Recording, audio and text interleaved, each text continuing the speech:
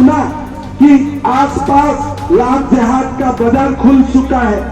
आसपास हमारा ये शहर में ही भगवा ध्वज का अपमान होता है। देश का साथ जो गद्दार किया है उसका कारण आज देश का जनता ने नरेंद्र मोदी जी को प्रधानमंत्री बनाया है। ये देश हिंदू का देश है और ये देश हिंदू का देश है और ये देश हिंदू का रहेगा। ये सेकुलरिज्म का भाषा हमें मत सिखाओ। आपसे मुझको सेकुलरिज्म का भाषा सीखना नहीं है। अभी अभी हमारा सांसद जी ने भाषण दिया था, वसुधैव कुटुंबकम, हम जानता हूँ वसुधैव कुटुंबकम विश्व को हम दिया हूँ। हमें सेकुलरिज्म का बात मत सिखाओ। सेकुलरिज्म का मतलब ये नहीं है कि आप राम मंदिर को तोड़ के आप बाबर का नाम में मस्जिद बनाएगा, इसको सेकुलरिज्म नहीं बोलता है। मोदी जी छत्तीसगढ़ को अपना दिल से प्यार करता है, इसके लिए हमें कोई सबूत का जरूरत नहीं है। खुद वाजपेयी जी ने ये प्रदेश बनाया था, आप लोगों के लिए बनाया था और ये प्रदेश और बीजेपी का संबंध माँ और बेटा का है, हमें कभी भूलना नहीं है। आप लोग माँ है, बीजेपी आपका बेटा है और ऐसे ही हम आगे बढ़ेगा, ऐसा ही हमारा संकल्प है। ये चुनाव आप लोगों के लिए संघर्ष है। आज छत्तीसगढ़ का हालत ठीक नहीं है। हर दिन छत्तीसगढ़ का लोग जाके, हर दिन छत्तीसगढ़ का लोग जाते मुझको बताते हैं, माँ कामाख्या में मैं जब भी मिलता हूँ कि भैया हमारा प्रदेश में तो खुला आम धर्मांतरकरण हो रहा है।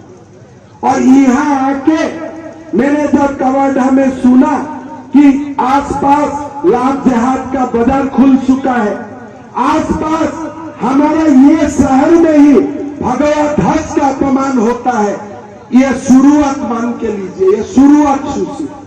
और 5 साल हो जाएगा, वो लोग का कॉन्फिडेंस इतना बढ़ जाएगा, नेक्स्ट स्टेप शुरू हो जाएगा। तो इसीलिए भाई और बहनों, आप लोगों को ये छत्तीसगढ़ को बसा के रखना है। माँ कौशल्या का ये पवित्र धरती को बसा के रखना है और इसीलिए आप लोग सब विजय भैया को जिताइए, हमारे भावना बहन को जिताइए। एकदम चिंता भी मत कीजिए, जब तक नरेंद्र मोदी है बीजेपी का नेता, ये देश आगे बढ़ते ही रहेगा और हमारा देश इतना आगे बढ़ेगा, 10 साल में हम अमेरिका और चाइना को भी पीछे कर देंगे। नरेंद्र मोदी जी ने आप देश को वो विकास का वो लेवल में लेके जा रहा है जो हमारा कल्पना में भी कभी नहीं था।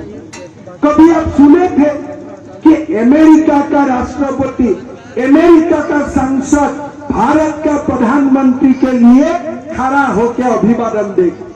ये मोदी जी का अभिवादन नहीं है, ये भारत का 100 करोड़ जनता के लिए अभिवादन था। ये बढ़ते हुए भारत है जो नरेंद्र मोदी जी आज नेतृत्व कर रहा है।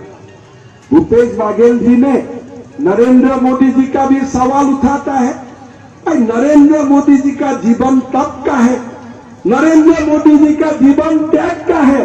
आपका जीवन तो दारू वाला जीवन है, आपको दारू वाला सरदार बोल सकता है आपको, और आप नरेंद्र मोदी जी को क्वेश्चन उठाते हैं। आज आप वो काम मत कीजिए। आज कोई राहुल गांधी, प्रियंका गांधी, ये गांधी फैमिली देश का साथ जो गद्दार किया है उसका कारण आज देश का जनता ने नरेंद्र मोदी जी को प्रधानमंत्री बनाया है। और हमें तो ये विश्वास है, ये छत्तीसगढ़ का चुनाव सेमीफाइनल है, यही बुलंद यही जोश का साथ आप लोग लोकसभा तक काम कीजिए और मोदी जी को तीसरा बार देश का प्रधानमंत्री बनाइए। आप अभी गूगल कीजिए, 21 मई मैं अमित शाह जी को असम में बुलाया और ऐसे स्टेडियम में 1 लाख युवाओं को मैंने बैठाया, गरीब घर का युवाओं को एक एक करके बुला के हर व्यक्तियों का हाथ में अपॉइंटमेंट लेटर उठा दिया, जाइए नौकरी कीजिए। जैसे हमने वादा किया, हमने वादा पूरा किया। भाइयों और बहनों, बेरोजगारी भत्ता कितना दिन चलेगा? अब 50,000 लोगों को बेरोजगारी भत्ता देता है, जो छत्तीसगढ़ में 10-12 लाख युवाओं आज बेकार है, अनएम्प्लॉयड है।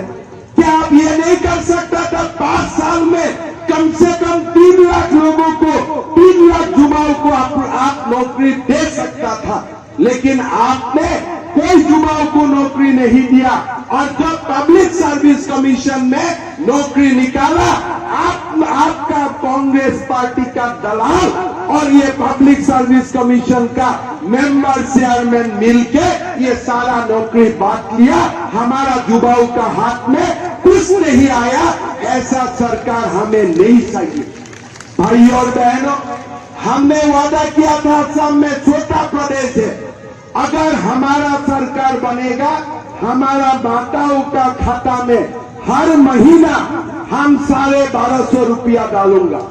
माताओं का शिक्षा के लिए असम हर महीना हमारा माताओं का अकाउंट में 1250 रुपया डालते हैं।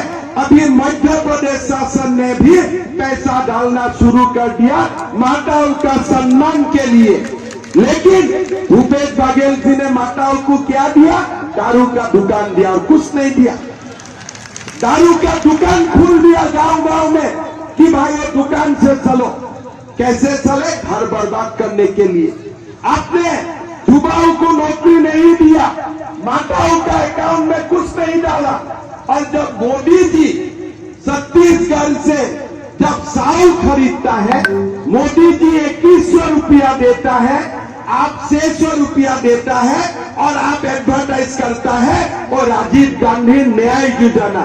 भैया भूपेश बघेल जी, इसका नाम है राजीव गांधी अन्याय योजना। ये न्याय योजना नहीं है, ये अन्याय योजना है। छत्तीसगढ़ में अभी पब्लिक सर्विस कमीशन का नौकरी निकाला और सब कांग्रेसियों और कमीशन का चेयरमैन ने वो नौकरी लूट लिया। हमारा गरीबों का हाथ में कुछ नहीं है। भाइयों और बहनों, हमें ऐसा सरकार बनाना है जो सरकार बेरोजगारी भत्ता का नाम में धोखा नहीं करता है, सीधा युवाओं को नौकरी देने का काम करता है, रोजगार देने का काम करता है। मैं भूपेश बघेल जी को बोलता हूं, आपका गरीबों से क्या दुश्मनी है? प्रधानमंत्री मोदी जी से दुश्मनी है, मैं मान लिया। लेकिन जब माओ का नाम में, पिताओं का नाम में जो मोदी जी ने 16 लाख आवास भेजा था, इसको आपने क्यों कंस्ट्रक्शन नहीं किया? क्यों आपने गरीबों को मौका नहीं दिया? बोले नहीं, मोदी जी का नाम होगा। अरे मोदी जी का नाम होगा नहीं होगा दूसरा बात, कम से कम गरीबों को रहने का एक आवास मिल जाता था।